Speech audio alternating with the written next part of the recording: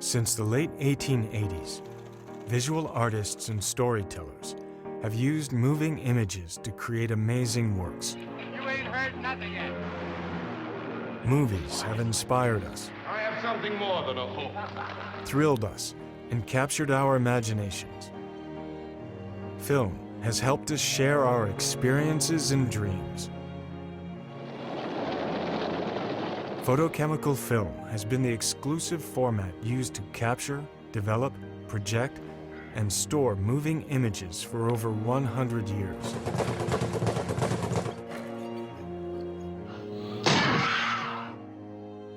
It is only recently that a new technology has emerged that is challenging film's place as the gold standard for quality and workflow.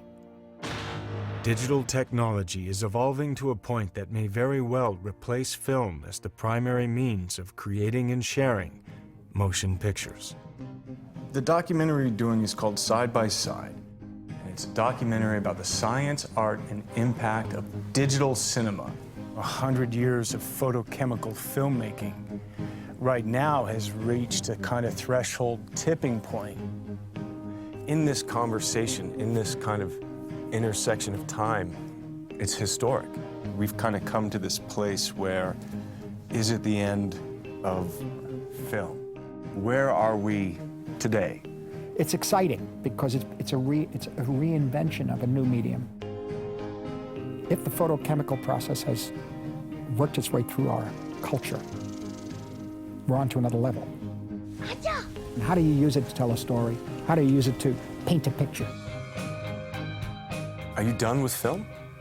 Don't hold me to it, Keanu, but I think I am. Digital cameras are the new aesthetic that's coming to cinema, and at the same time we're going to mourn the loss of film. I am constantly asked to justify why I want to shoot a film on film. But I don't hear anybody being asked to justify why they want to shoot a film digitally. I wanted whatever I could imagine to be something that we could realize. I saw the door opening on a field of possibilities that you just couldn't do with film. It's really sad right now to see cameras recording imagery in an inferior way starting to take over film. I'm not going to trade my oil paints for a set of crayons. There will be people who will cheapen digital. There are people who will not only kill the goose that laid the golden egg, but they'll sodomize it first. If the intention is that digital's going to replace film, I would be sad if it didn't actually exactly replicate it. They process digital now to make it look like film, as if film is inherently better. Just we like the way it looks better, which seems kind of arbitrary. It's just what we're used to. Film is a 19th century invention. We are at the top of the photochemical process. This is about as far as it's ever going to go. Digital is here now, but it's going to keep going. And you got to be a part of that. Who's going to be a part of that, dictating where that goes? I don't think film's going anywhere. I don't think it's to the advantage of anybody to totally eliminate film. There are going to be many of us, they're going to fight for film. They're going to fight for the experience of shooting on emotion. Yeah. We really are in the midst of some sort of revolution that threatens the status quo. This is a potentially either scary thing or a very liberating thing.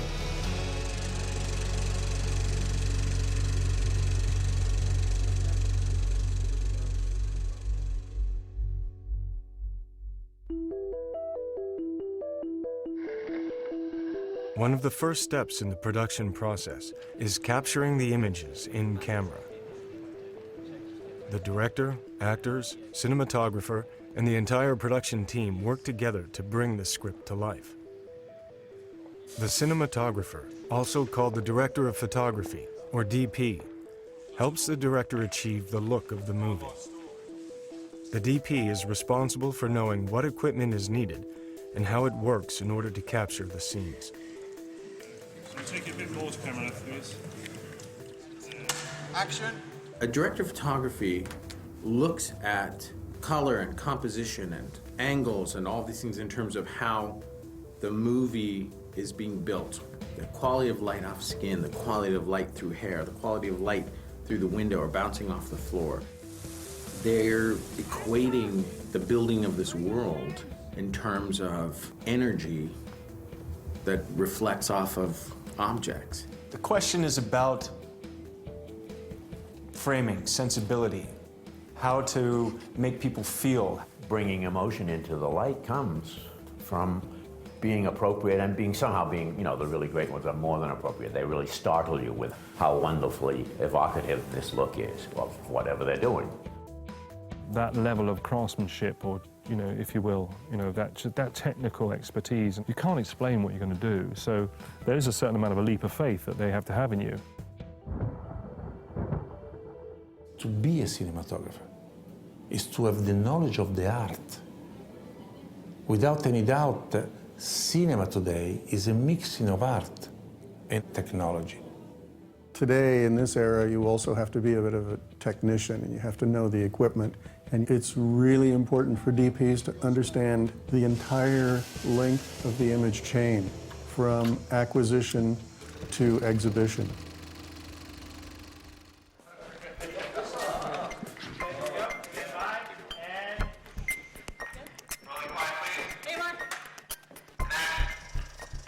The camera is a tool that focuses and measures photons of light and records them as images.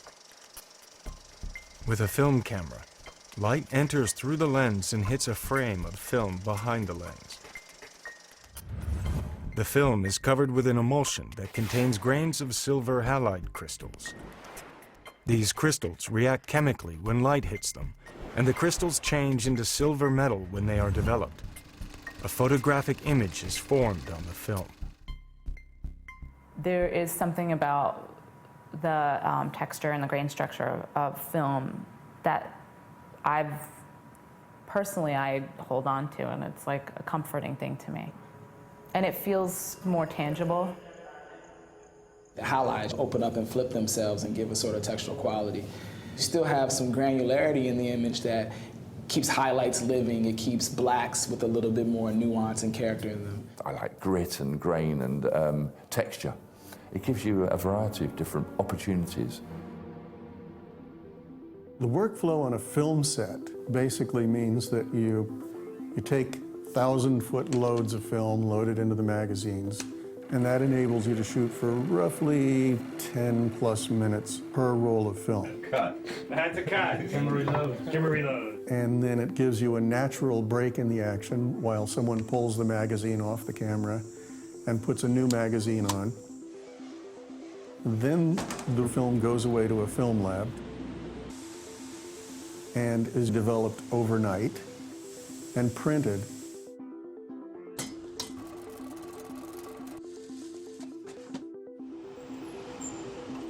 And then the next day, you get to see dailies.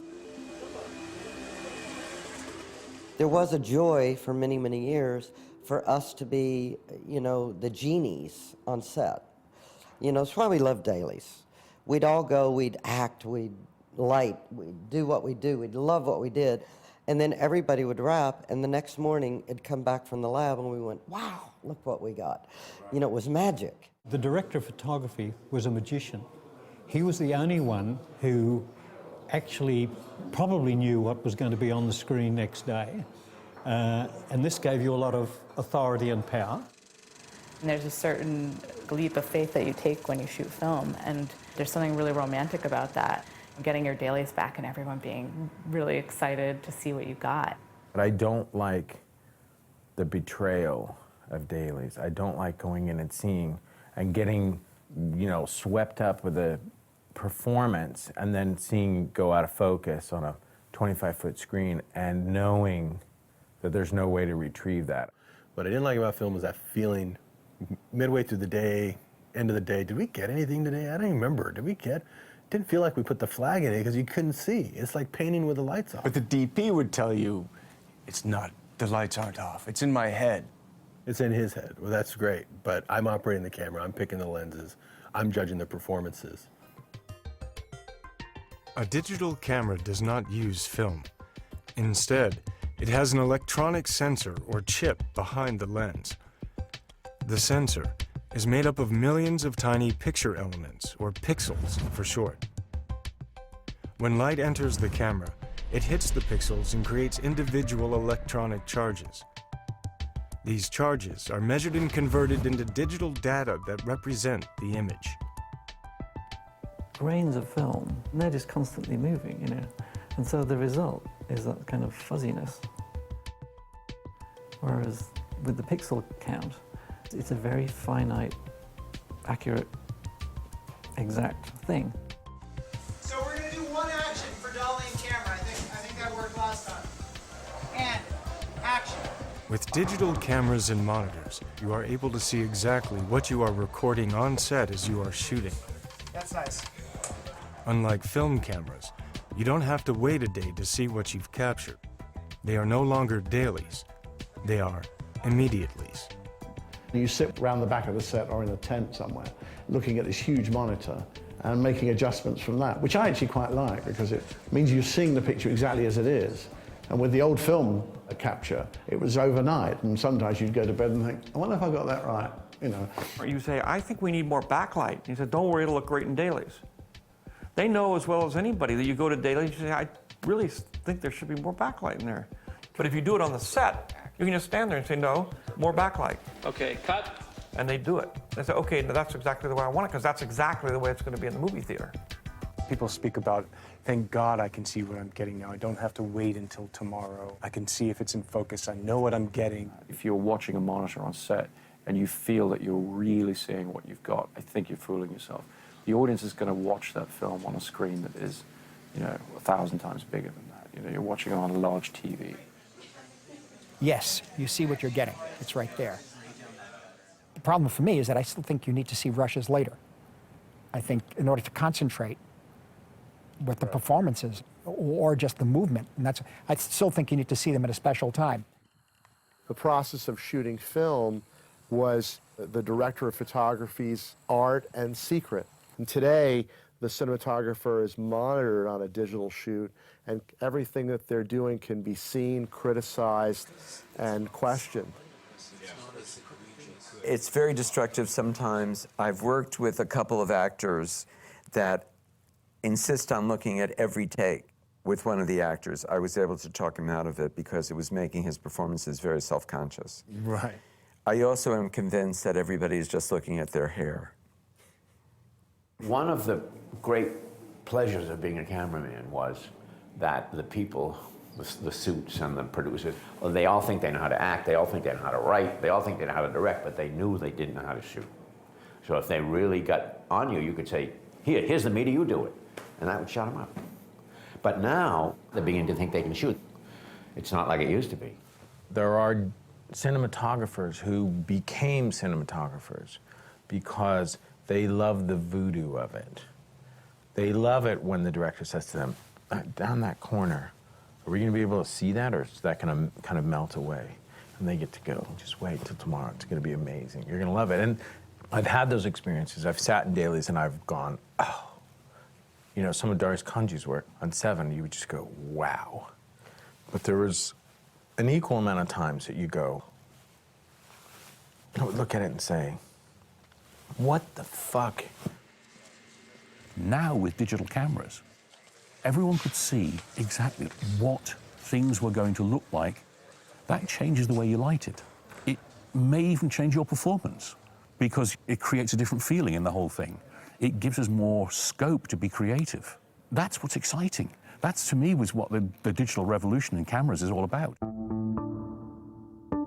In 1969, at Bell Labs in New Jersey, George Smith and Willard Boyle came up with the idea for the charged couple device, and the first CCD chip was created.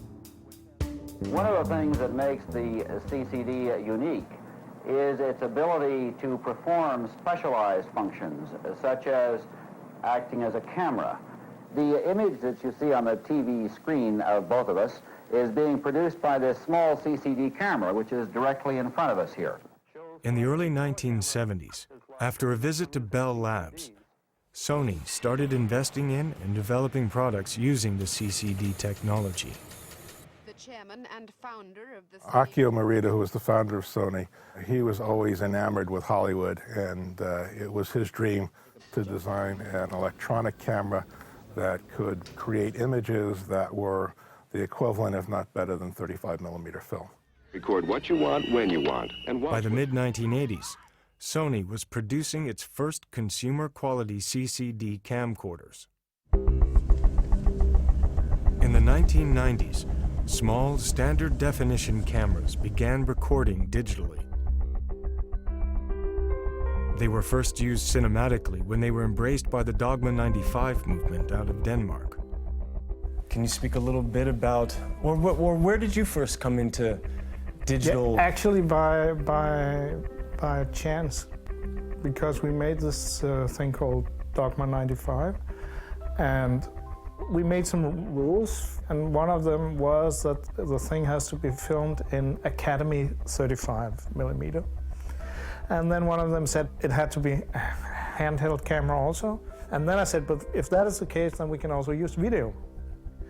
And that was just at the same time as these cameras kind of appeared.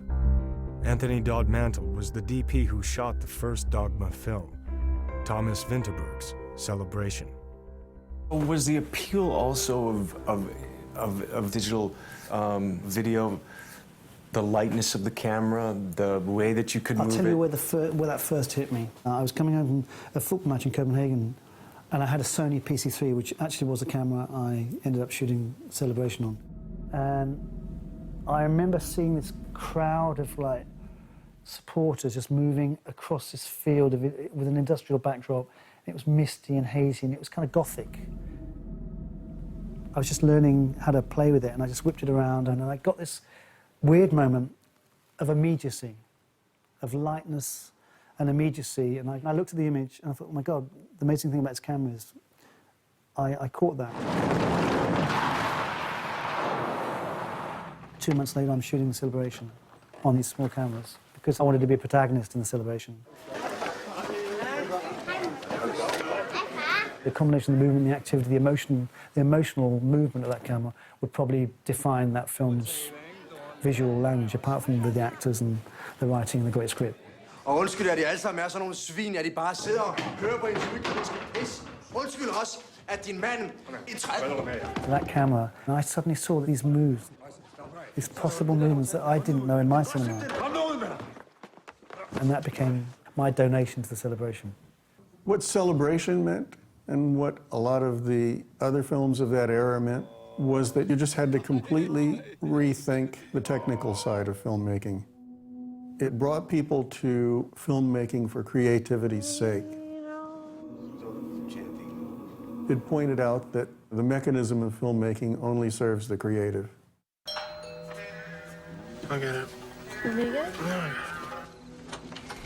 With DV came this whole idea of, well, wait a second.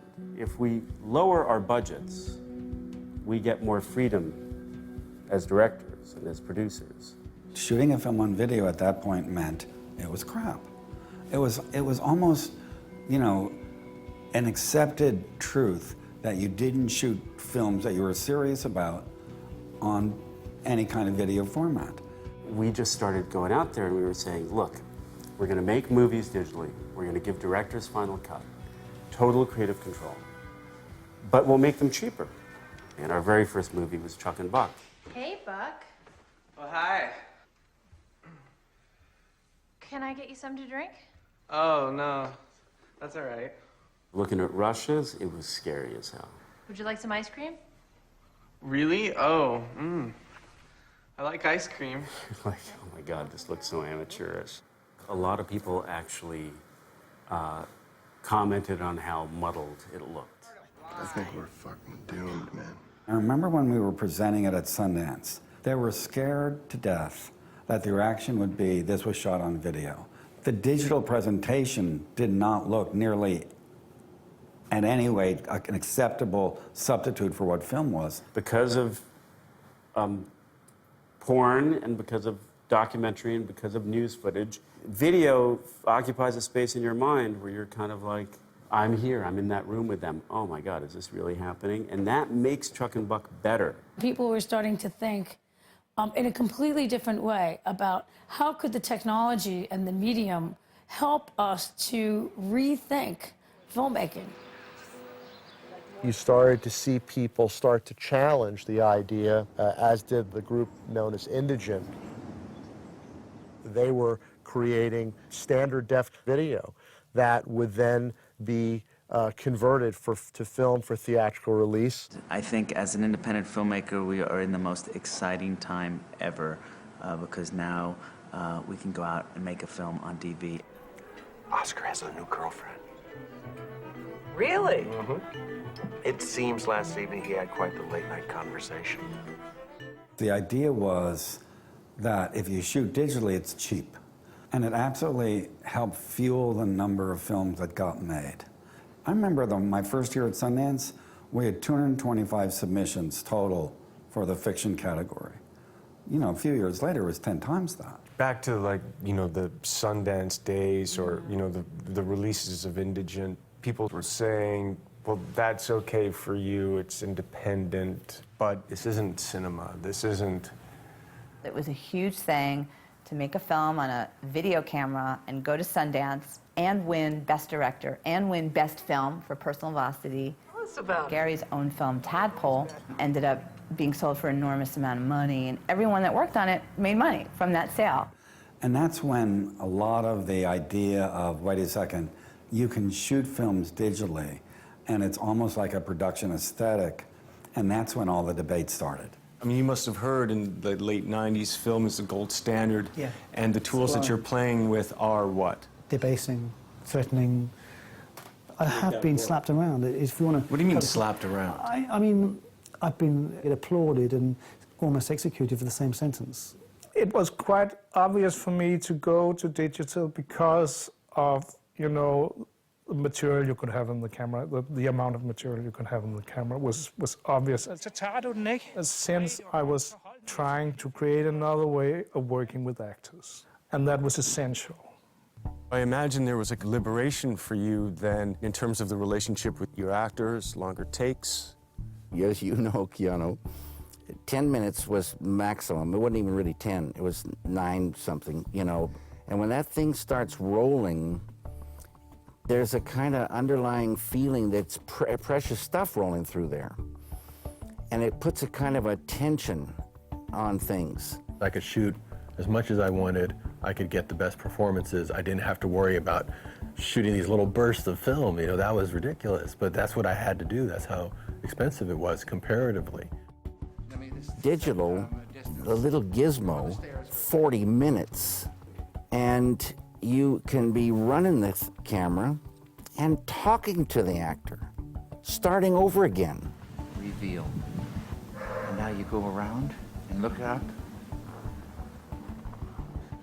And they get down in there and they catch a thing that never would get caught if you had that giant thing there. I love to run the camera, especially when we're in an emotional place and magic is happening. When you go cut, then all of a sudden everybody gets in there and you were at a place where it was just there, and then everything stops. And it's like, okay, now go back to that. And it's like, no, just run the camera, back to one. Okay, guys, stand by. As fast as you can get back to your position, you can go again. And I've just always felt there was just way too much waiting. Because movies, for me, there's always that momentum problem. You know, because I grew up in the theater and that's how I was trained. And a lot of times in movies, I feel like, can we go? It's very tough for me to say that I need to be able to shoot a 45-minute take or something and not reload the cameras, because the truth is the entire crew can only concentrate, the actors can only concentrate for so long, and then you need a 2-minute break, 3-minute break, during which time you reload. When you're running a film camera on set, everyone seems to take things a little bit more seriously. When they hear the film running, when they hear the money running through the camera, basically, everybody brings their A game. The first time I'd ever heard the whir of film going through a camera, it was thrilling. Also made me very nervous because all of a sudden each take counted in a way that I had never really experienced before. What about that moment after you say action? Like for me, when that camera's rolling, I guess maybe it's connected to the money, but the 10-minute reel is so finite. It's almost an athletic thing, like focus, focus. You know, like, that's good for the, that's just atmosphere though. You know, I mean, if you want that, you can create that, right? I thought it would make a difference to actors. I don't think it does, particularly to actors. I think actors just infinitely adjust to whatever way they have to tell it, they'll tell it. They didn't ask for a break. They didn't say, hey, can we stop? You're on digital now. Yeah. But my first experience with that was just, you know, there was no cut. You know, I worked with Richard Linklater on a film called A Scanner Darkly. Oh, yeah, and it was just like... You could just go on. Yeah, I was just like, can we please stop? Stop. No, we don't have to. But I want to. Robert Downey actually came up to me and he said, I can't work like this. I never get to go to my trailer. I never get my shit together. I'm on my feet 14 hours a day. I'm shooting all the time. He actually left mason jars of urine on the set. Just like over in the corner and stuff. Just he would go off and he would pee and then he'd bring it back. And it was this like form of protest. I'd previously worked on celluloid only, really, and been thrilled, you know, to arrive at the holy grail of celluloid. It was like amazing. So I made the first few films on celluloid, and I made a very big Hollywood film, The Beach, with Leonardo DiCaprio and a big crew. And it didn't suit me at all. I felt it was too much away from me, really, somehow. And so I then saw Celebration. It wasn't so much the film, it wasn't even the look. It was the camera operating, that movement of the camera. And so I got in touch with the guy who shot it, Anthony Dodd Mantle. And I said, oh, I feel like I'm not doing the right thing anymore. Can we do something together? Digitally, which I didn't really know what I was saying by saying that. It was kind of like a new word in a way. And then we came up with this script 28 days later. And we shot it on consumer cameras.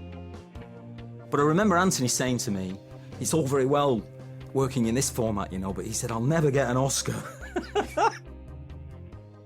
There was a sequence in it at the beginning where the character Cillian Murphy wanders around a deserted London. Hello! And we would not have been able to achieve the film on film because we had to stop traffic. We didn't have the money to do it. So what we would do is we'd just hold the traffic briefly. But because we were on these cameras, we could use 10 of them because they're so cheap. And he could walk through central London, an area of it, and we had 10 cameras on it. So you'd only have to stop the traffic for a few minutes and then you would actually have 10 shots. That was an enormous advantage. I place cameras around, not coincidentally and not badly and not loosely. I try to control every angle and I know roughly where it's best when it's going to be used. But that said, you can let it run a bit, and because it's digital, you get something. If you were in a wide shot with a small figure in it, they were just like 2 or 3 pixels. I mean, there was nothing there, they were just a colour. Quality-wise, if you put it up against an exact copy of it on film, the film would be immeasurably superior. But you could shoot illegally and surreptitiously without people knowing. You could do unconventional things. And the rhythm of film, which had been passed on since it began, and crews have learnt, you interrupted that. I loved that freedom.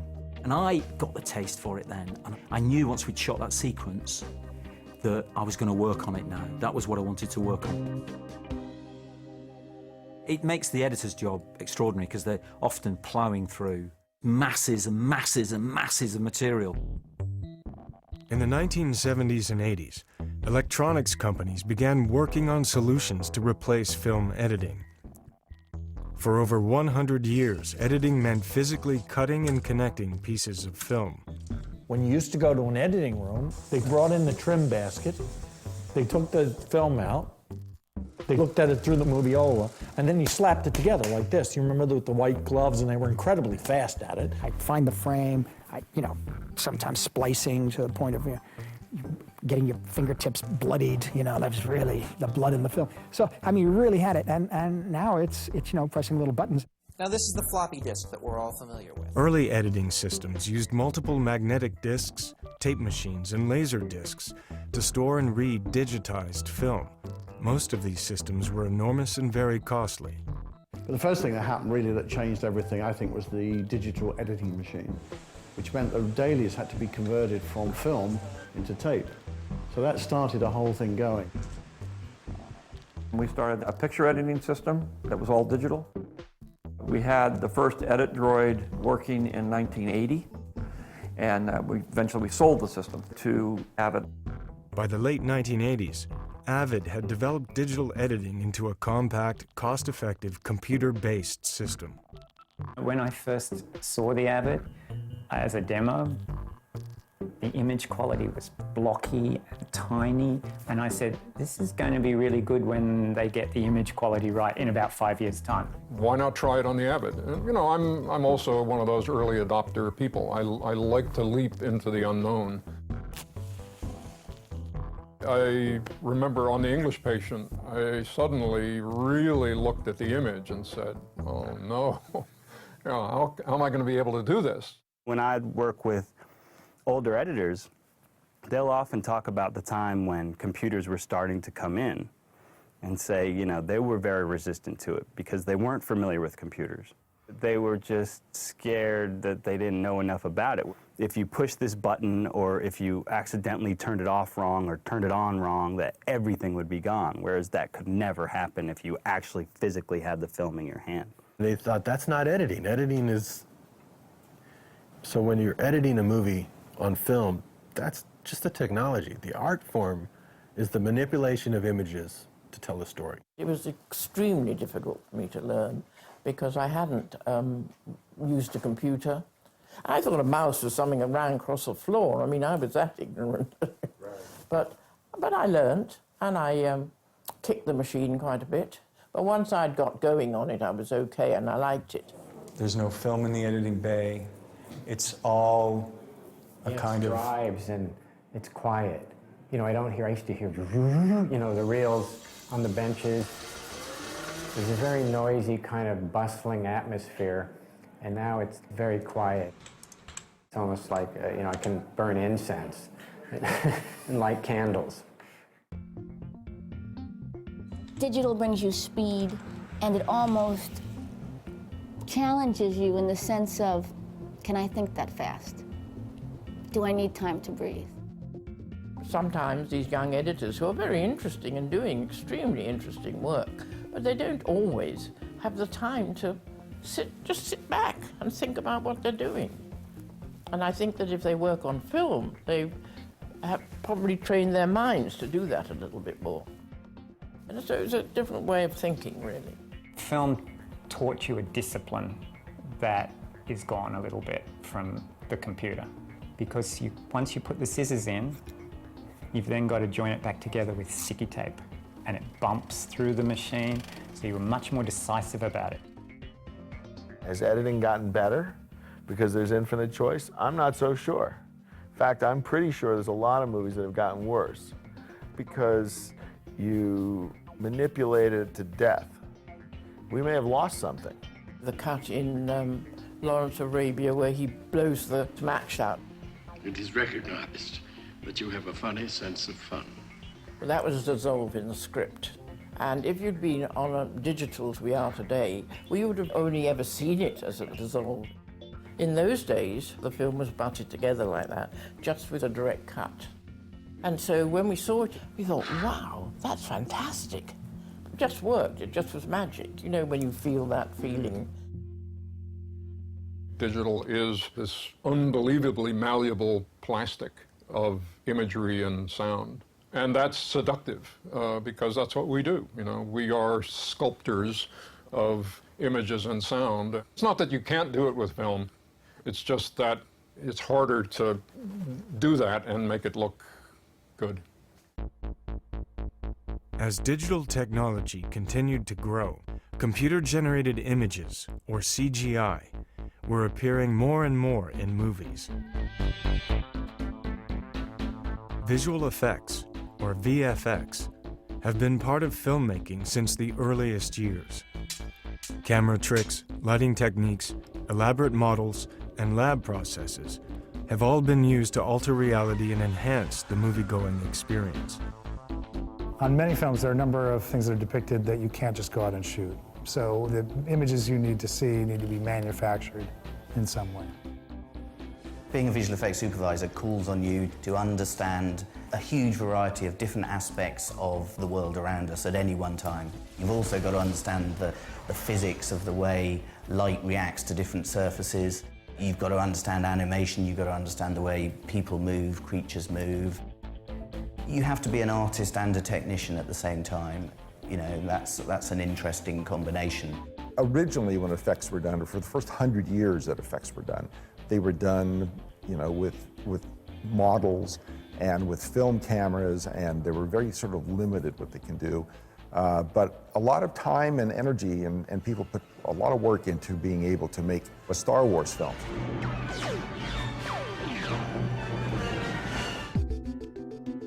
When I started doing this about 22 years ago, the environment I learned in was a physical one. It was a stage, miniatures, cameras, lights, everything. The great thing about making real stuff is you get to use all of your senses and your physical perceptions, and to stand there with 3 other people and critique a model or talk about how cool something looks under real lighting is pretty satisfying. And all of this photography would end up in an optical printer in the end. And that's a large device that actually compresses layers of film together and creates new exposures of film so that you can combine layers of images into the final one that you see in the movie. The visual effects department was literally sandwiching one piece of film next to another piece of film next to another piece of film, and that really introduces a huge amount of degradation. In 1978, we had just finished Star Wars. We'd done some digital shots in there which were very, very crude. You know, the diagram of the Death Star and that kind of stuff. But I knew a lot of guys that were working in the digital field. So I started a computer division. And we developed the Pixar computer for ILM. I'm right now in one of our 3 computer rooms that we have here at ILM. And what we have here are thousands and millions of cycles of computing power going by every single second. So I kind of pushed the stuff, at least as much as I could here at ILM, with this graphics group that we had. The exciting thing about it was it didn't feel like there were a lot of rules. It really did seem like kind of the Wild West. It started to become possible to scan in film and bring the film into the computer and make changes to that. The massive advantage to digitizing your film was that you wouldn't get any degradation. Once it's digital, those are 1s and 0s, and they just stay as 1s and 0s all the way down the pipe. Digital became important from an effects point of view. The first path through the system was in the effects arena. Okay? It was using digital technology to realize visions. Okay, if you can take a piece of film, you can turn it into numbers, you can manipulate those numbers and then put it back onto the film. Boy, there's no limit to what you could do. The entire world is wide open. The first real image that we did that was completely digital was in Young Sherlock Holmes. We had a character made out of stained glass, but the glass actually looked like it was real, not like a graphic of any sort. And it took us 6 months to do 7 shots, which was pretty complicated, but amazing that we got it done in that amount of time. George was always very progressive about digital, and it was just something about that the effects community just got comfortable with it really early on.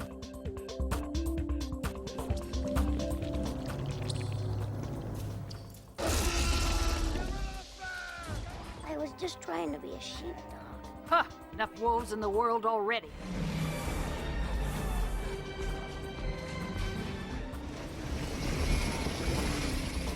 Now, we were still shooting on film. We weren't shooting with digital cameras yet, but all of the post processes were starting to fall into line. How did you go into the computer? So I would have my hand, and then they would take a picture of it, and then in a computer, they would do an animation of all like a silver and silver hand, and then they would show you on a movie screen. Our experience on the trilogy, what was really interesting was that you realized you were really creating these images in post. You couldn't shoot the image, you were making the image in a computer.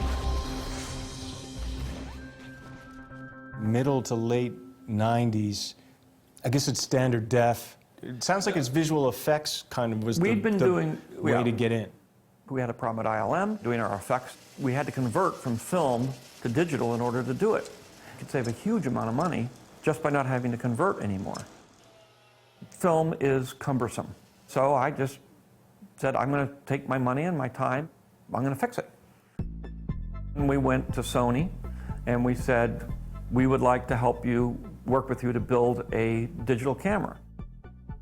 He was bound and determined that Star Wars Episode 2 is going to be shot digitally, and we need to get that all worked out and get a pipeline figured out for doing full-on production with digital cameras. One of the problems with early digital capture was resolution. Resolution is dependent on many factors, but in the most basic terms, it is the number of pixels a camera can record. The more pixels you have, the higher the resolution, and the more detail an image will have. A typical standard definition or SD camera usually had a resolution of about 720 by 480 pixels. Really, the turning point was in the year 2000 when we came out with the F900 camera, which was our first high-definition camera. Before that, whatever you were looking at really looked like video. High-definition cameras record a resolution of about 1,920 pixels across, just under 2K.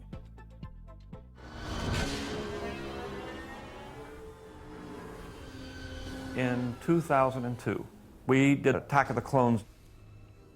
It was the first major feature that was shot high definition. What George did on the Star Wars movie was take an experimental HD camera and apply it to a feature film paradigm. That was unthinkable at the time. It meant that he went around the entire film community, but it more deeply meant that he went around film itself. It became a really, really polarizing time for a lot of people in Hollywood. We got up and had a big meeting saying that I was the devil incarnate. I was going to destroy the industry. I was going to destroy all their jobs. That you know, this is inferior. That he says he shot Attack of the Clones digitally, but he didn't. We have word that he actually used film cameras, that he's not shooting digital. He's lying to everybody. When the F900 came out, I thought the images on that are just truly appalling. And I don't think that was a cinematic camera at all. In the early years, I didn't feel that digital capture or digital reproduction was the same. They would always say, see, you can't tell the difference? And I could tell the difference. We'll be the first to admit that the F900 wasn't designed like a film camera. Of course, George Lucas said after he shot Star Wars that he wouldn't shoot another film on film again. And that created, you know, quite an uproar in Hollywood. Digital technology and digital cameras looked like a threat to people's existence and way of thinking and way of working. Filmmaking is an art, and to the traditional filmmaker, it looked like we were messing around with art. You know, they would say, why are you going backwards? But there's a lot to be said about the necessity to kind of lean back to be able to spring forward. I remember George Lucas pulling together everybody about 10 years ago at a conference he gave at the ranch up in San Francisco. And when objections arose about the idea that digital will put an end to the art of cinematography, he pointed out it's just another tool. And this is true. When people saw George Lucas's test, they said, that's not going to work. it was that same sort of closed-minded, we're going to wait 10 years to adopt this. I wasn't going to wait that long. I said, I'm following Obi-Wan. Obi-Wan knows what he's talking about. He knows what time it is. He always does. I can tell that this is going to be the beginning of something big, and I want to be there for that. But the image sucked. The image wasn't bad, but the image wasn't as good as film. But it allowed me to do something you could not have done on film. I picked up my Sin City book, and I went, I know how to do this now. My God, I shoot this digital. I can make it look just like this book. The night is hot as hell. I'm staring at a goddess. She's telling me she wants me. Sin City would not exist if I had shot that on film. I wouldn't have even thought to do it. I was able to do things that pushed the art form. Technology pushes the art, and art pushes technology. Sin City came out, it hit people like a brick in the head because they had no idea what they were looking at. Instead of hiding from it under a rock and hoping it goes away, you ended up doing something that people then realized was possible. I was just so amazed, the richness that it had. I didn't know it was even possible. The systems got better for color timing it and for working in that color space.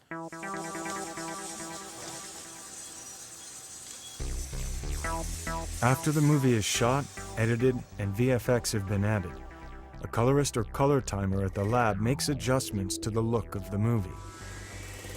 In the traditional photochemical method, the negative is developed and a print is made. Timing goes back to the days when there was only black and white. These scenes show the darkroom operations of the laboratory in the old days. The guy that had my job, he used to look at the negative and decide how long it would have to stay in the bath. If at first it wasn't right, dunk, dunk again. So it was time related. With the advent of color film, the timers became more involved in the creative process. At the lab, the color timer, DP, and director determined the look for the final prints that will be seen by the public in the theaters. The only adjustments that can be made photochemically are color balance between red, green, blue, and brightness. Our job basically is to achieve the vision of the director and the director of photography and make it happen on a piece of film.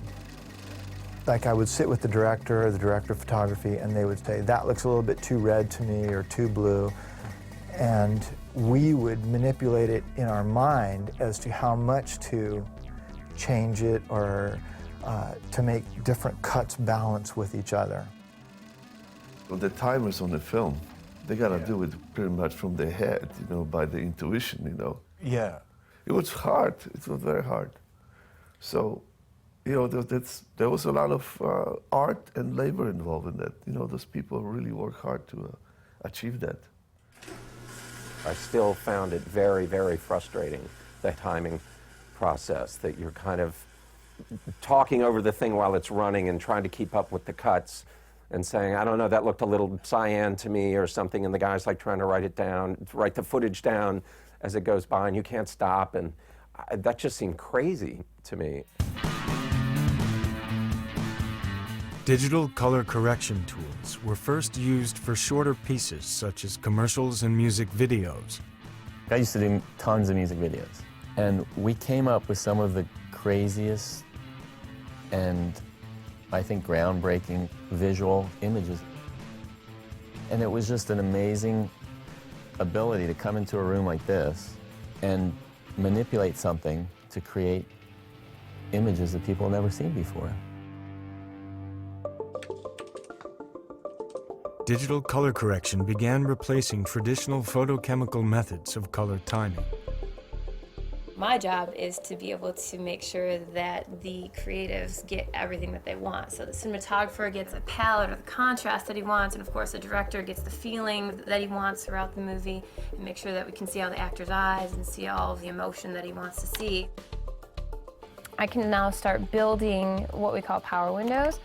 In a power window, I can change any kind of hue I want. If I just want those trees over on the left, I can take the color that I want of those trees and I can isolate it. Now I can change those trees to any color I want. The cinematographer and the director come in and we spend a couple weeks grading the film and giving it that look, you know, to make it look beautiful however they want it to look. I have this great feeling that I can do just about anything you ask me to do within reason. Who invented this process?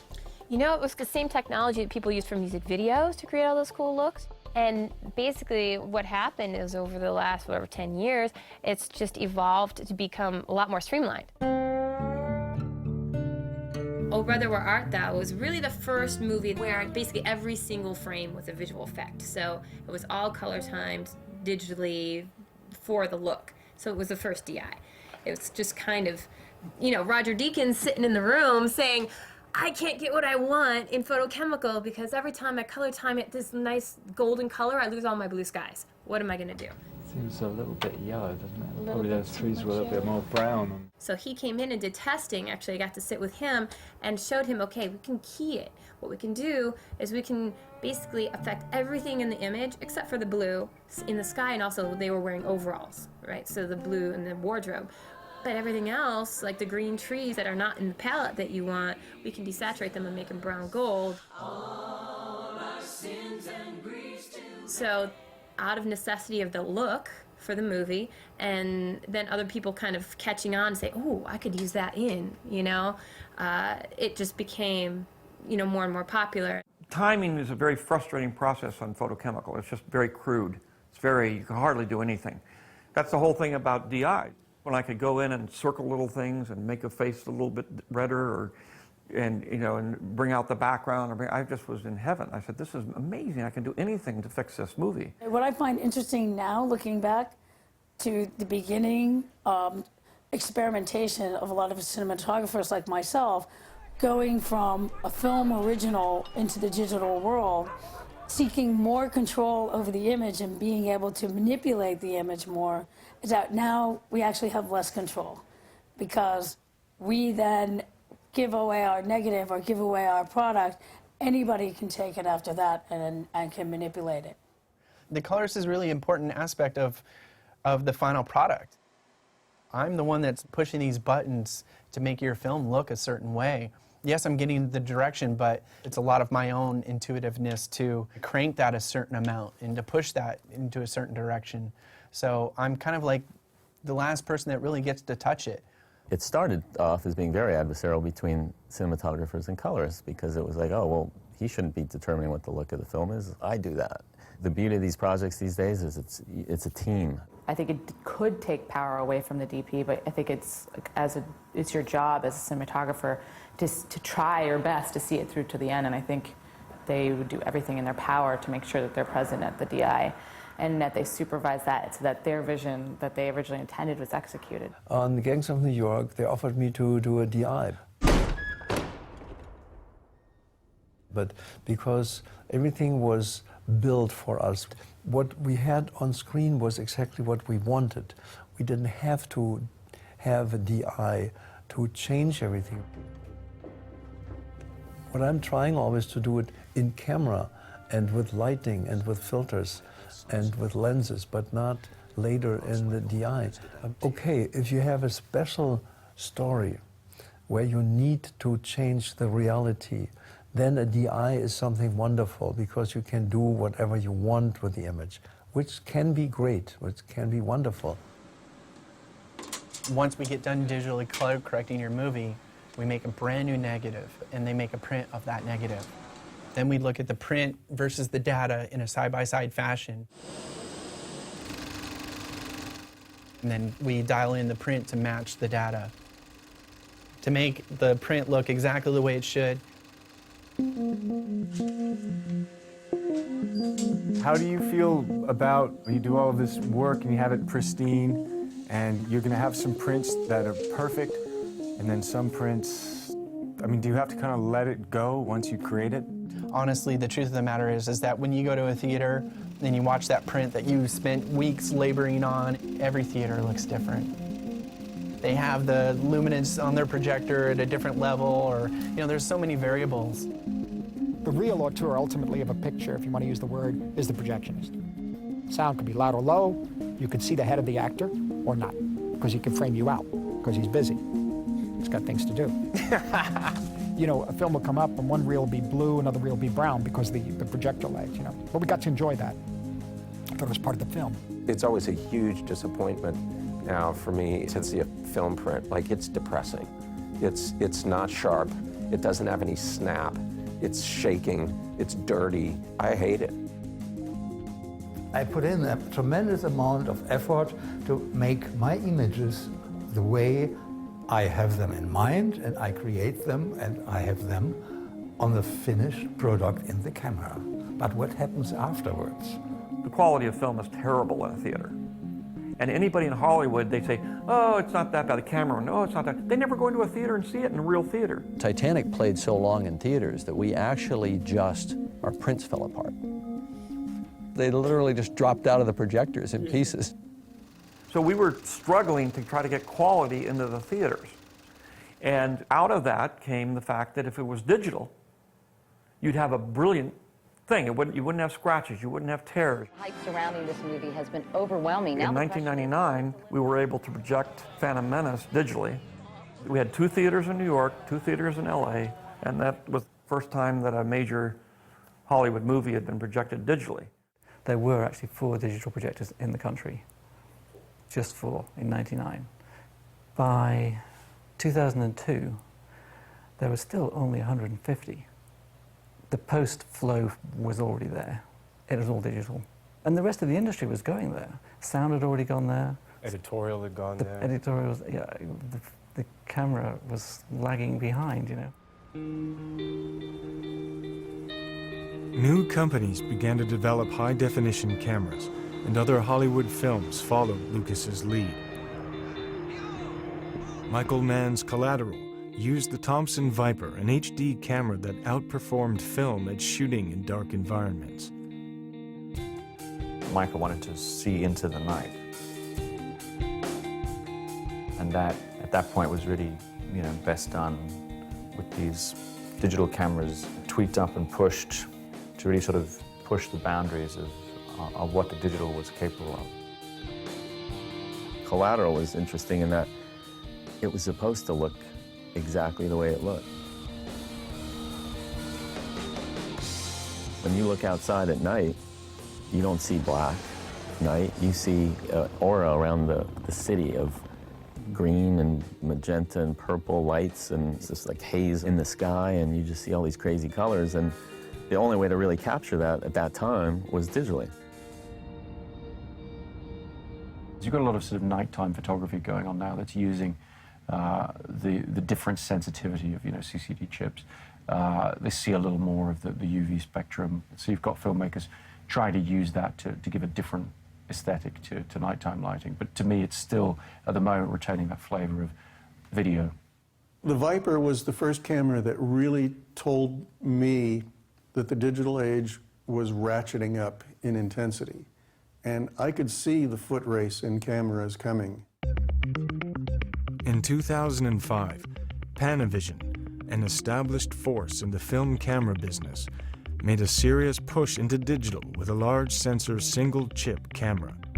We started looking at this as a real format, and we decided that the best thing we can do is design what I like to call a film camera that takes tape. And that's when we started drawing out the Genesis.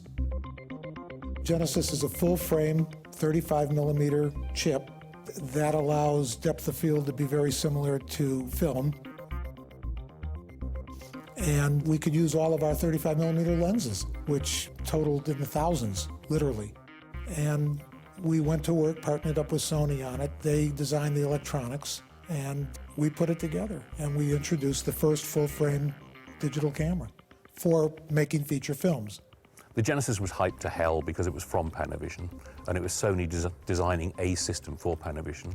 The good about it was it took Panavision lenses, it was a 35mm size sensor, and of course the Viper had been small 2/3 inch sensor.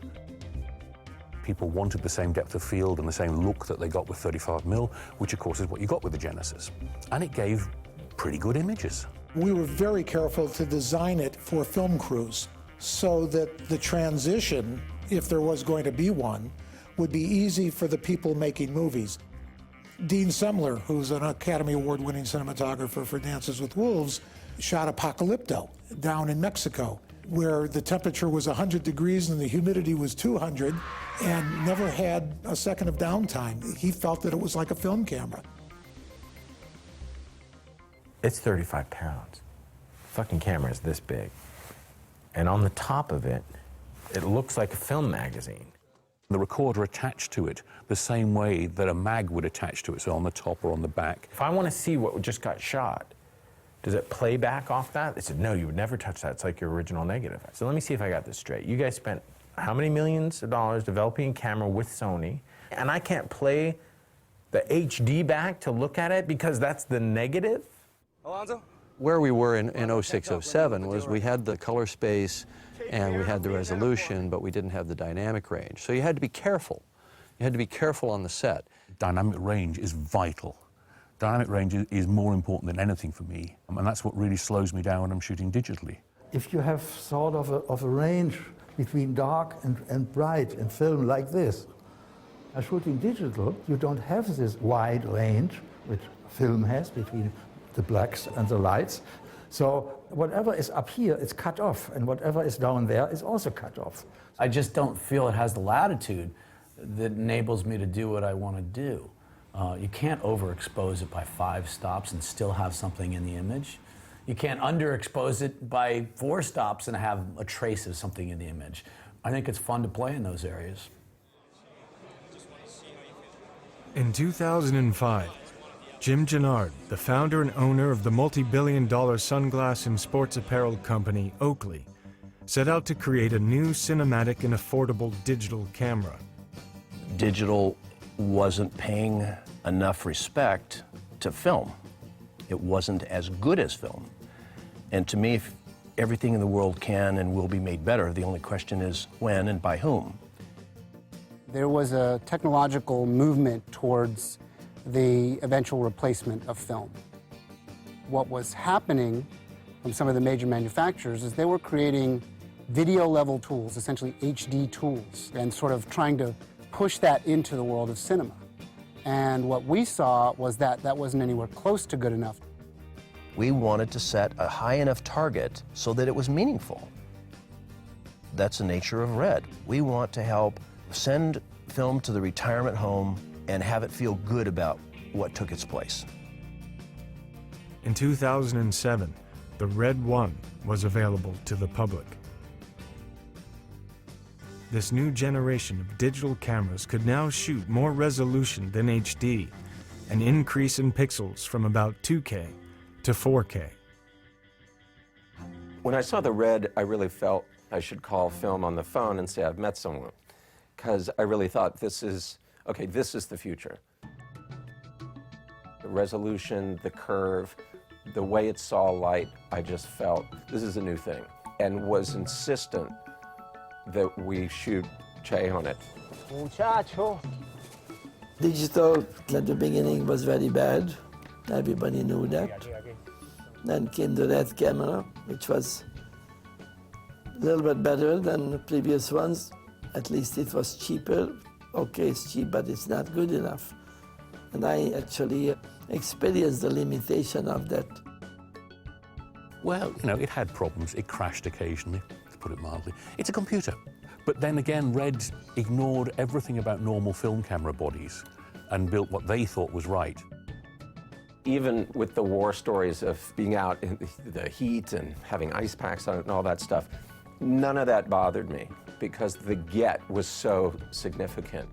In this case, not having to lug film magazines up and down this ravine for days on end in 100-degree weather and being able to shoot onto a flash card and change magazines in 15 seconds, that alone was huge for us. It resulted in a better movie. I really love what Jim Gennard's doing. I love what that company's about, and I love the tack that they took. It's very much no holds barred, like, let's roll up our sleeves, let's get it in up to our eyeballs, and let's figure this shit out. The Red 1 is 9 pounds, and put a lens on it, 14 pounds. On a social network, I went to him and I said, I gotta shoot these tiny boats. They're like the thickness of potato chips. And I can't add 13 pounds of camera out on the side of the thing. I'll topple this boat.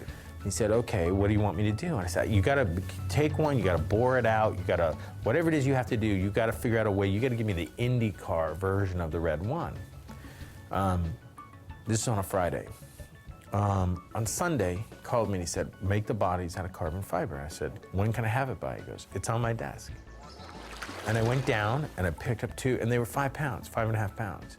That never existed before with film cameras, this sort of immediate call and response between the people who are shooting and the people who are creating the cameras. I was desperate to make something that had all the fresh air in it. And of course, when you go to India, and Mumbai especially, it's got life. It's just coming screaming at you all the time in every way. Danny comes with an idea, rage, comes with an idea with speed, energy, youth, and that's all I really need in the script. And then running, and that's it. And then off we go to India. It's just the most wonderful place to work for a different kind of film. And we wanted a camera that would somehow try and catch a bit of that. It's about finding a camera that the task is there, it's clear, and my job is then to find, with all my anarchic and conventional experience, I've just got to find the tool. Cameras like Silicon Imaging's SI2K have been able to go places and get shots that would have been very difficult with film or earlier versions of high-definition cameras. It's a sensor with a computer on the back of it.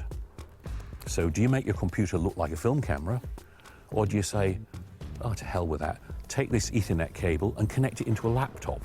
Then that's what the SI camera was. At that point, there were no other cameras small enough, and Anthony wanted to be able to run in the streets and track the children as they were running and be at the same height level as the kids. So they took MacBook Pros and put them into a backpack to use for their capture and recording system. Film cameras, even when they're off the legs or off the Steadicam or off the crane, they're still connected to the cameraman's body. He's either, well, you know, he's either chasing you down the street, or he's got it here, or they turn it around and he runs backwards and things like that. With this SI2K, you could do that. It was no longer connected to the cameraman's body. He could do different things with it during the scene. It literally just improvising during the scene.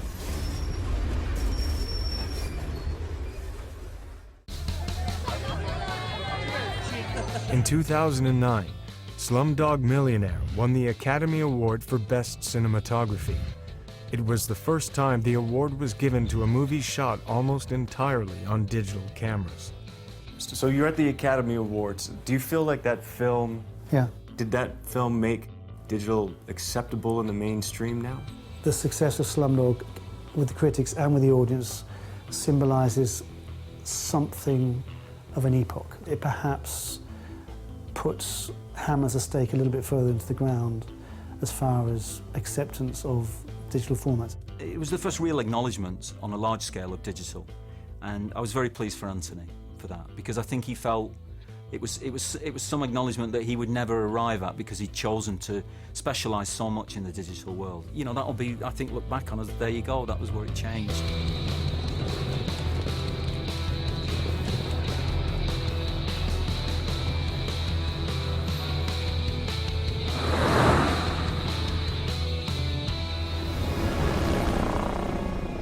Avatar was going to be my next movie after Titanic. So I converted into thinking about 3D in '99. I knew immediately that the only way to shoot 3D, that the future of shooting 3D was digital.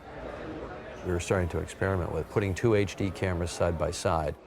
I thought the results were pretty cool. Then Vince Pace and I built the Fusion camera system. You've decided to put one camera here and another camera on top.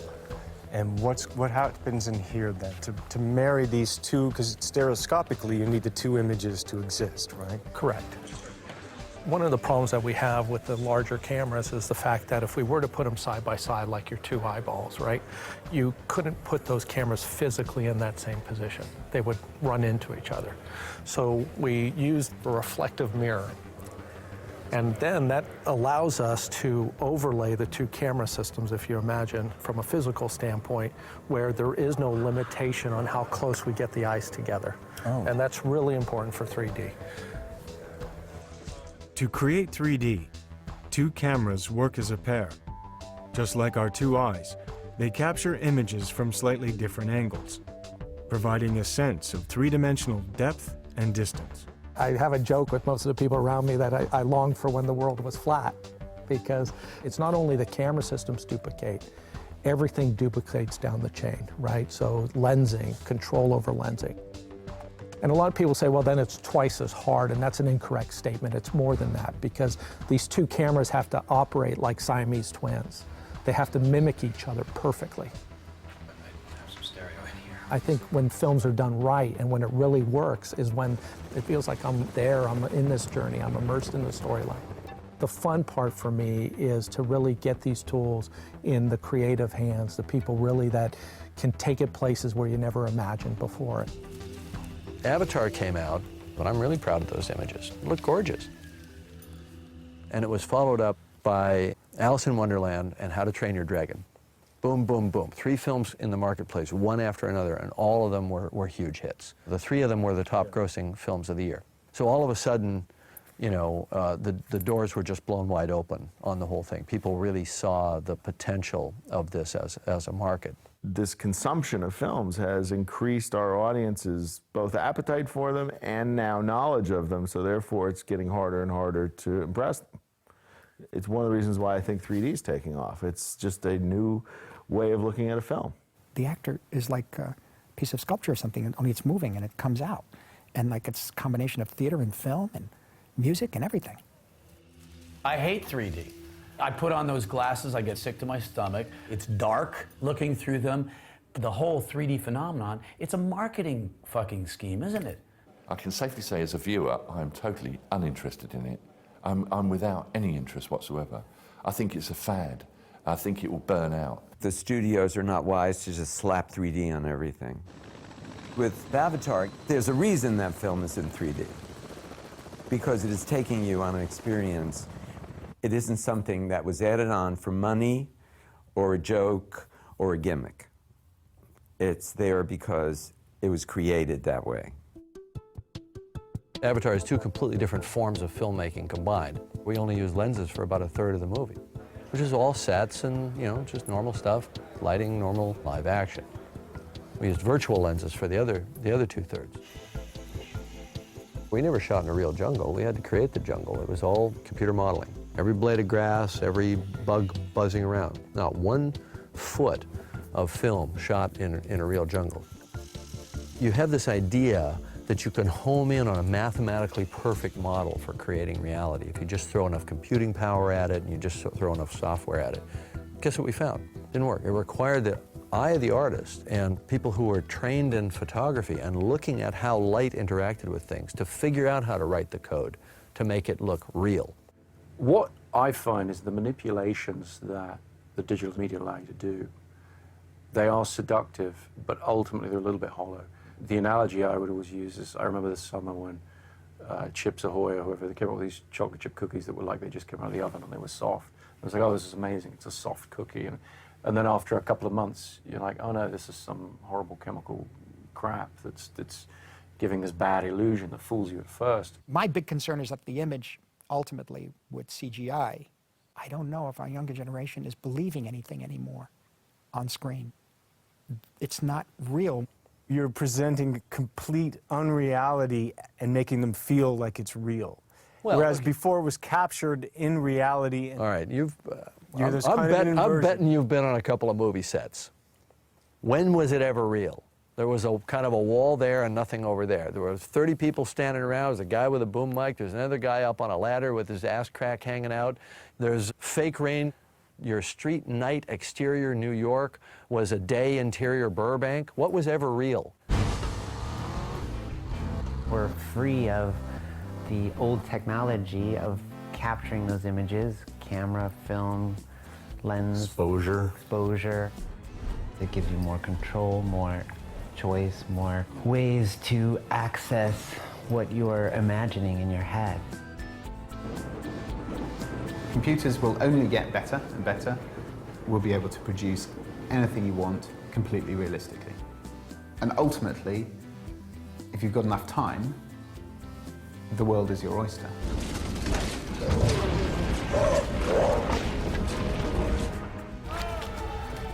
We've had to try to outpace the audience's imagination, do something they haven't seen before, and every year it has to be even more and more real. The artists and the filmmakers are constantly trying to up the amount of spectacle and realism, and so that really puts us in the position of, like never before, really having to wed technology and art.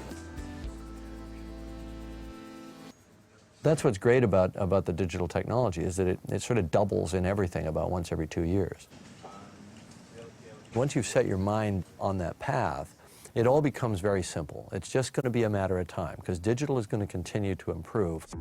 Camera companies like Red, Arri, Sony, and others are constantly developing new products and continue to make advances in dynamic range, resolution, and color. I love it that all these manufacturers are competing against each other to make great cameras. Make them smaller, make them faster, cheaper, better sensors. The dynamic range of a digital camera up until recently has been limited to really a maximum of 10 stops. But you don't see that problem in the Epic or the Alexa.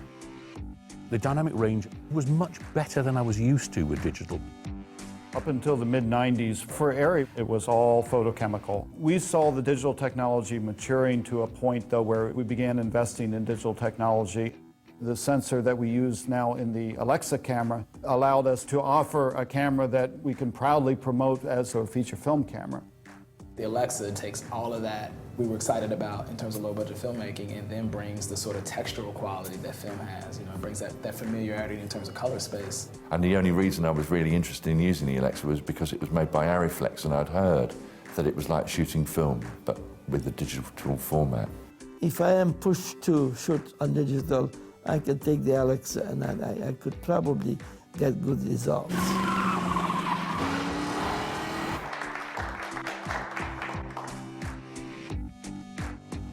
This is the new Red, which is called an Epic. So this is, believe it or not, 60% more resolution than a Red 1. When Jim Gennard showed me the Epic, you looked at it and you said, wait a minute, what does that do? How does that free you up as a storyteller? This camera creates these beautiful, rich, very natural, or very stylistically wonderful colors. We've taken and digitally projected 4K images on a gigantic screen, and it is absolutely mind-blowing.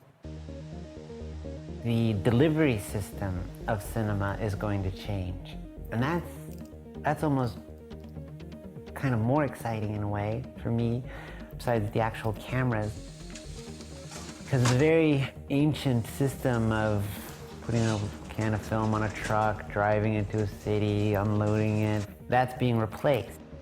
The old way of having to ship giant film cans around is very, very expensive. So the business realized that there was a tremendous possible savings in digital delivery and digital projection. We all want the pristine print. We all want the first print off the negative. But we can't have that. So you have to copy it. And the advantage with DCP is there's no real copying. Once it's scanned, it doesn't get copied again.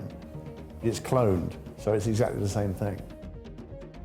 I'm getting more impressed with digital projection. As much as you know, as I'm not big on technology, I think digital projection has come a long way. In the last 2 years, we've installed 10,000 digital projectors into cinemas. The conversion is taking place globally. We're probably 50% or more there, and the rest of the conversions will happen very quickly. They produce gorgeous pictures, and you had a steady building of a wave. That's why we're going to be up to 100,000 digital screens by 2015. The business model for printing film is endangered, and ultimately, I hope that that doesn't take film with it. As a kid, I went to the movies, and you sat down, and there was like a big red curtain. And then that curtain parted. And there was the movie was going to begin, right? And you went, oh my gosh, oh, this is special. Well, That's my childhood image. It's not as special anymore. It's another thing. In a way, cinema was the church of the 20th century, because everybody would come to this large dark room and sit and look up at this thing, which would tell you an enormous amount of how to dress, how to act, how to behave with women, how to be a hero. Something extraordinary about saying that actor's face is 40 feet high. When they're 40 feet high, there's something mythic about it that's beyond your everyday life. I think cinema should be a huge, big expanse. You know, it should be 80 feet wide, and you should envelop the audience in the screen. Because that's cinema. Yeah, that's cinema. And the sound all around you and everything. I mean, why people want to watch movies on their computers, I shall never know. I see people watch movies on their iPhone in the subway all the time, and I'm like, no. Who am I to say that it's bad? It doesn't have to be bad. Late at night, my wife's asleep and I can't sleep, and I pull up Netflix on my iPhone, put in some good headphones and watch a film that close to my face. Like, there's something interesting about that. You can interact with things very privately now that I think was missing.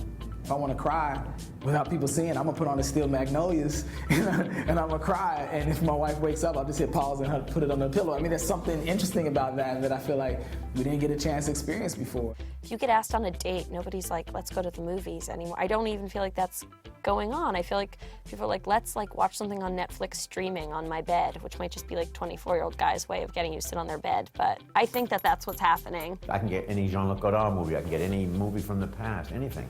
And Netflix will send it to me, and I can just sit down and watch it. But you're not going to see all the detail. You won't be able to feel it like you would be able to feel. My big screen TV is plenty big.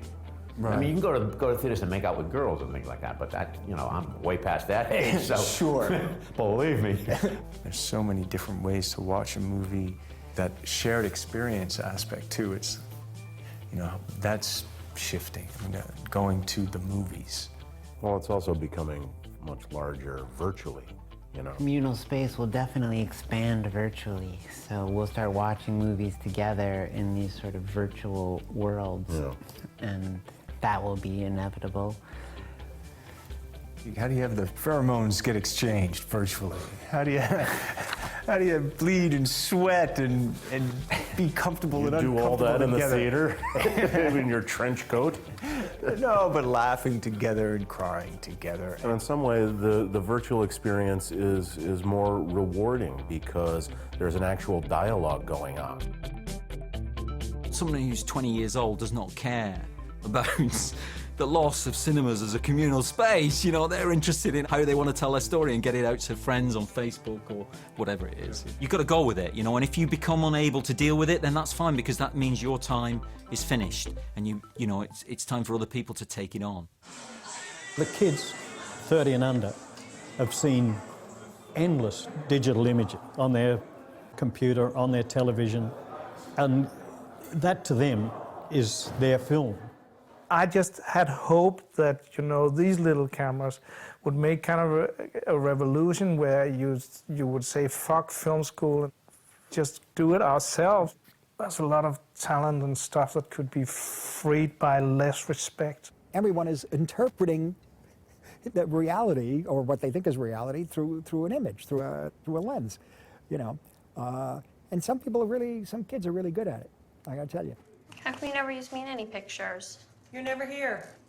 Without digital video culture, I don't think I ever would have been making movies, because I came at it as a writer, and I always thought that you have to have a certain kind of knowledge. You have to be, basically in my head, I was like, you've got to be like a dude who knows how to operate machines to do this job. Like, I think I would have been scared to step into that role if it had involved, you know, like getting a huge camera and getting 15 lighting technicians together. It was like I was able to experiment with making movies in this really small, private way, which was what I needed to do. What about the 5Ds? What about the DSLRs? These cameras were designed at the request of AP and Reuters so that their news stills photographers could shoot news video for their websites. That's it. Then people came along and went, ooh, I like the look of that. I'm going to use that. And it can work, but I hate them being used as movie cameras. Why? It's not good enough. But they're inexpensive. People can make movies. If I'd been at art school and I had a Canon 7D or a Canon 5D, you know, it would have been wonderful. What are you shooting on tonight? 7D. On the 7D Yeah. for my second year grad film. I can't believe you don't have your ears pierced. I don't believe that you do. I guess it's the most accessible. It gives you a lot you can capture, but it's not super expensive. I wanted to shoot with the 7D or the 5D primarily for budget reasons, and because we are given a week in which we have to shoot our film, and the amount of time that we would lose in terms of like changing the film, checking the gate, and being cautious, then I would probably not be able to film half the scenes I'd want to. It's become this very cheap way for us to tell our stories about ourselves. It takes these art forms out of a rarefied environment and allows more people to make art. And cut. Let's do that one. Everybody and his little brother has a piece of paper and a pencil. But how many great stories have been written on that piece of paper? Now, the same thing's going to happen in, cinema. There used to be that encumbrance, where filmmakers were guys who, people who just sat around coffee shops saying what great films they would make if the man would ever give them a chance. It was kind of great when the day came that it was, well, go do it. Everybody can make a movie now. Movies everywhere. That's a good thing. I don't think so, actually. There's less good. There's more bad, because everybody's able to do whatever they want to do. There's a democratization of it, fantastic. But I think my kids will suffer. They will not have the quality that we had growing up, because there isn't somebody there, there isn't a tastemaker involved. Wow. Is it the end of film? What do you think? I think celluloid is still going to be a choice.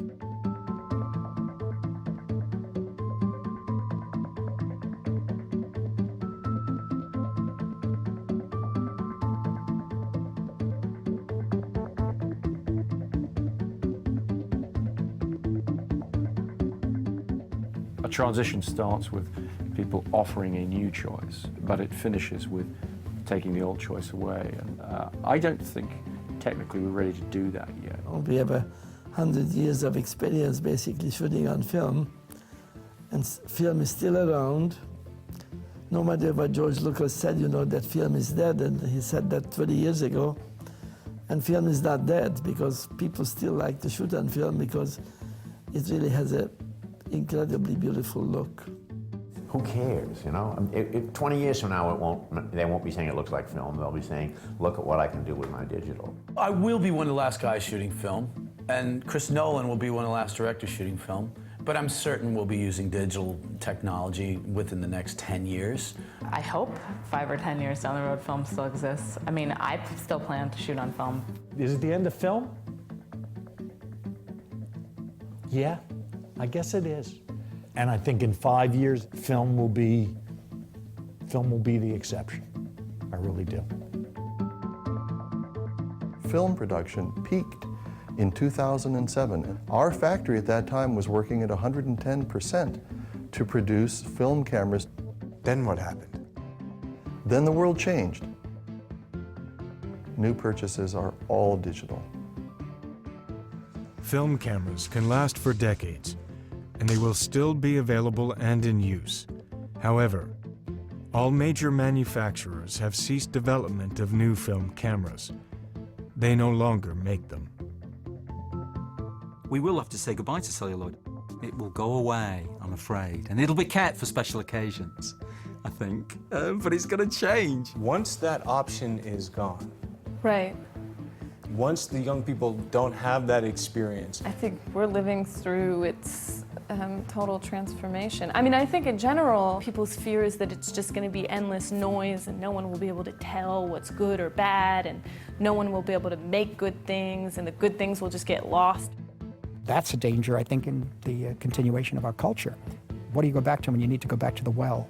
Right. Where do you get the nourishment culturally, artistically, intellectually? Where do you get it? An important step in the movie-making process is archival. storing the final complete movie and the materials used to create it. Nobody takes archiving seriously. They go, oh, I'll save it on hard drive. And they put the hard drive on the shelf, and a year later, you load it and it goes, because they stick. If you don't fire them up all the time, they stick. If you do fire them up all the time, they wear out and go. Since the early 1950s, since the advent of commercial television, there have been 80 formats of video to date, 80 formats of video, okay? And most of them cannot be played anymore because the machines simply don't exist.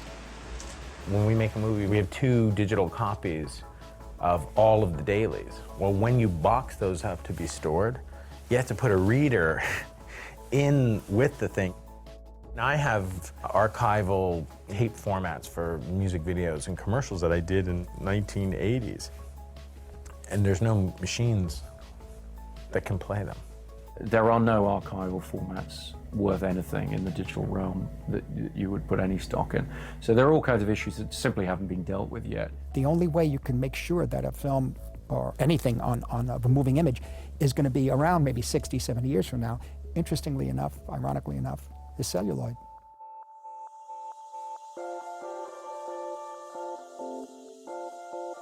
Film is unique because film is a capture medium and a storage medium. So if you really want to go back, and if you've stored it into the right conditions, 100 years later, all you have to do is shine light through it and you'll be able to see it. It will never be format obsolete. There was a conference in 1909 where they put together the standard for film. Well, that hasn't changed in 102 years. If I have a film in my nitrate vaults, I can pull it out and run it on a projector today, even though it may have been made in 1895. If the point ultimately of archiving is the faithful reproduction of the original product, filmmakers now, I as a filmmaker now have a better chance of something I made being shown properly 50 years from now than I ever have in history. People keep saying, we don't know what's going to happen in that 50 years. No one's gonna be able to read the information, or it's going to decay, or you have to migrate it or it'll die. Yeah, sure, you will. And some of those things are true. All of them are better scenarios than film. All of everything in this whole world is stored digitally. Yeah. So, yeah, it doesn't, there's problems with it, right? Yeah. But they're going to solve those problems. I'll guarantee that. There's too much digital information out there not to figure out a foolproof way to store it forever. Archaeology always improves. So as the way that we lose things change, the way that we invent to find them changes. So you're not worried about it all disappearing? If things are important to human beings, we figure out ways to preserve them. Always been true. I mean, yes, we lose stuff, but that's part of life. We might get to the stage where a print of a film is so rare that it's almost like an art object, that we can go back and say, this is actually a print of a film, and it's the only one in the world. 100, 200 years from now, there won't be a trace of us left. And there won't be a trace of anything we make now.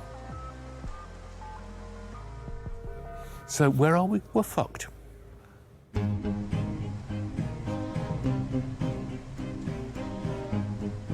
I don't believe for 1 second that digital imaging or digital technology will ever take away the humanity of storytelling, because storytelling in and of itself is a wholly human concern. Art is very primordial. Science is also very primordial. So I kind of see all these things that just sort of, they're very harmonious things that always have to push on one another. We are at the top of the photochemical process. This is about as far as it's ever going to go. When you're using digital, you're at the very bottom again. So you should jump over and help build that, because the more people that use it, the better it gets. Unless you are participating to this revolution, we will be lost in past. We can't call ourselves out and say, we don't care, hey, up to you guys. No. So we have to be in. Everyone will have access to both the means of production and watching anything that's ever existed instantly. As digital continues to change, the nature of storytelling will also continue to change in ways that I don't even know I could understand. But all things do that, and this becomes a giant revolution. People love great stories. They like to get into a world and have an experience. And how they get there, it doesn't really matter. One shouldn't even think we stop when now we've reached digital, this is it. No. Think about where the entertainment impulse, where the need is going to go. Do you feel technologically, with where you are, do you feel free? I'm not sure I ever want to feel that we've arrived technologically. I always want to feel there's something we can do better. The people who have come before us gave the world new ways to dream. I think it's our job to continue that and to try to give people new ways to dream. Everything comes down to one thing. If you do something with your heart, and you do something that you're convinced of and feel about it, it doesn't matter what you're using.